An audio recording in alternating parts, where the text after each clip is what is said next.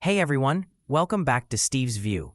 Today we're diving into a story that has been dominating headlines and stirring debates in Washington.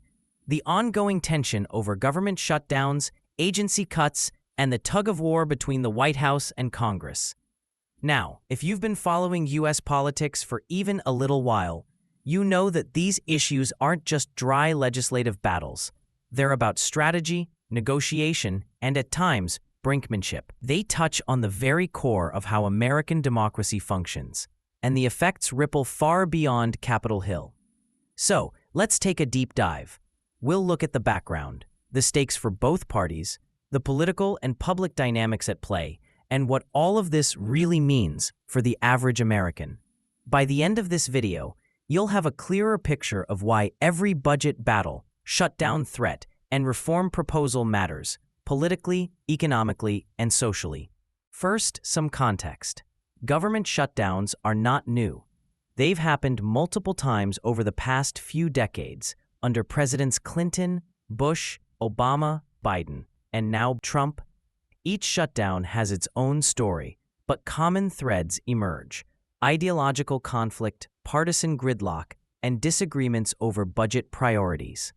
These aren't just inside Washington problems. They impact federal workers, services, and even the broader economy.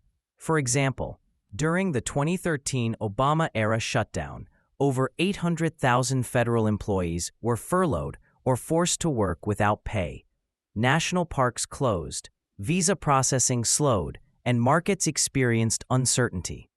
In Trump's term, the 2018 to 2019 shutdown over border wall funding lasted 35 days, the longest in U.S. history, and affected nearly 250,000 federal workers. These events remind us that political disagreements aren't just abstract, they have real consequences. Now, fast forward to the recent years, we've seen proposals to cut, reorganize, or eliminate certain federal agencies. On paper, these proposals often aim to reduce government waste, streamline bureaucracy, or make federal operations more efficient. But in practice, they trigger complex debates about priorities, risk, and accountability. Let's focus on Trump's approach.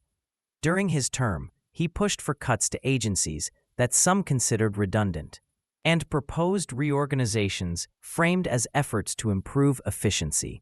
For instance, he wanted to streamline regulatory bodies, reduce administrative overhead, and even questioned programs that had long been considered essential. From a conservative perspective, these moves fit a broader philosophy: reduce government size, control spending, and focus on results.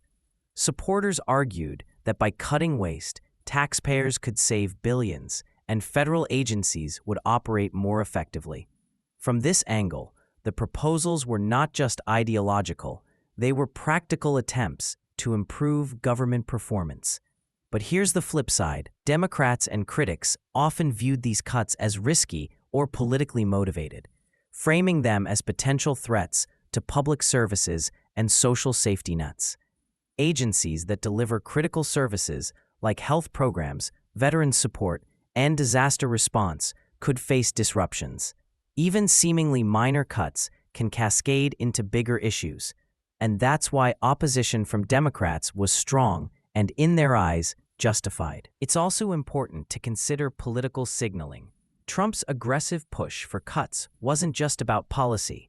It was about showing his base that he was serious about reform, willing to challenge entrenched systems, and ready to shake up Washington.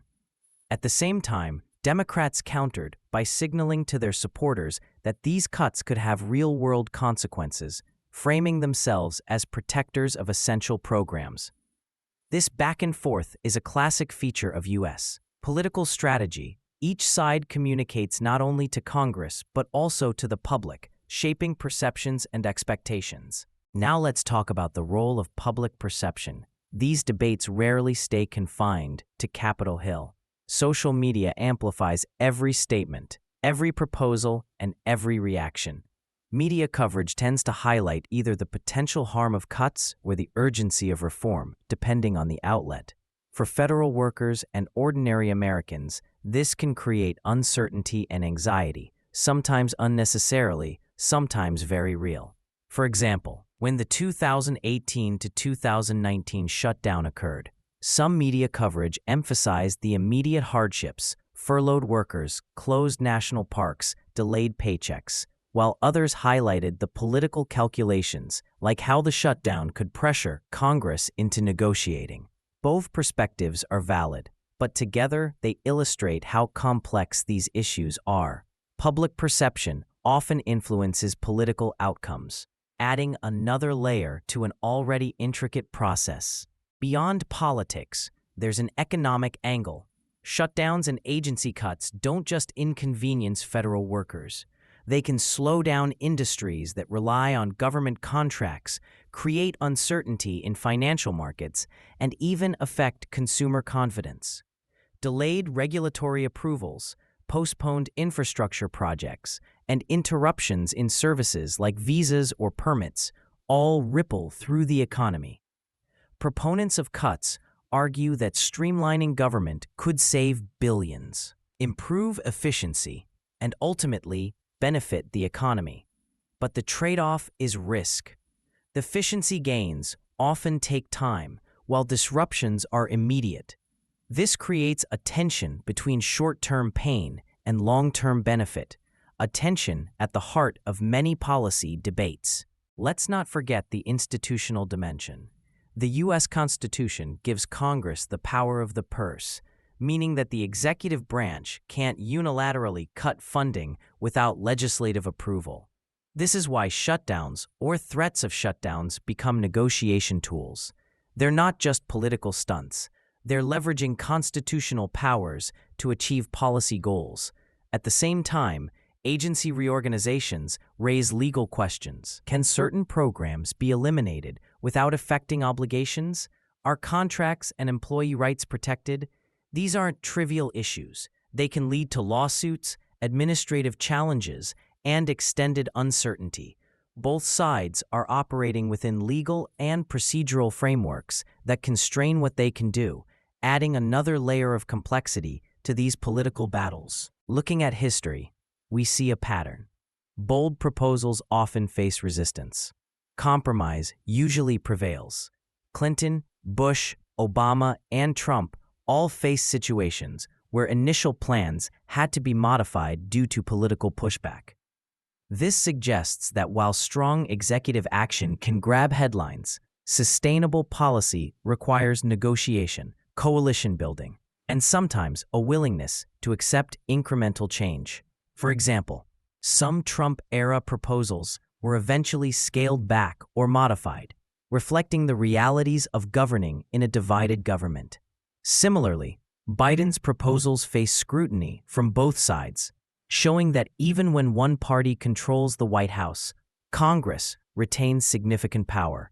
This dynamic highlights the tension between ambitious reform and institutional constraints, a core feature of American democracy. So where does this leave us? First, proposals to cut or reorganize government are never just administrative. They're inherently political. Second, opposition often reflects legitimate concerns, not obstructionism. Third, any meaningful discussion about reform must weigh efficiency, fiscal responsibility, and social consequences. Both sides have valid arguments. Reformers argue that government can be leaner, more effective, and more accountable to taxpayers. Critics argue that abrupt changes risk destabilizing services and harming people who rely on them. In practice, these debates require careful balancing.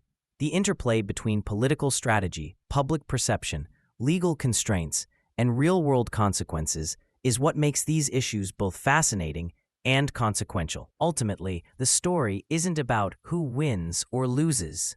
It's about trade-offs, negotiation, and how government decisions affect millions of Americans every day. Understanding these dynamics helps us see beyond headlines and rhetoric, offering a clearer view of how U.S. politics really operates. That's a wrap for today's breakdown. These battles over agency cuts, budget priorities, and shutdown threats are complex, but they teach us important lessons about democracy, governance, and the balance between efficiency and stability. If you enjoyed this video, make sure to hit like, subscribe, and ring the bell so you don't miss future deep dives like this. And I want to hear from you. How do you weigh efficiency against stability in government? Should bold reforms come first or caution? Drop your thoughts in the comments, and let's have a thoughtful discussion. Thanks for watching, and we'll see you next time.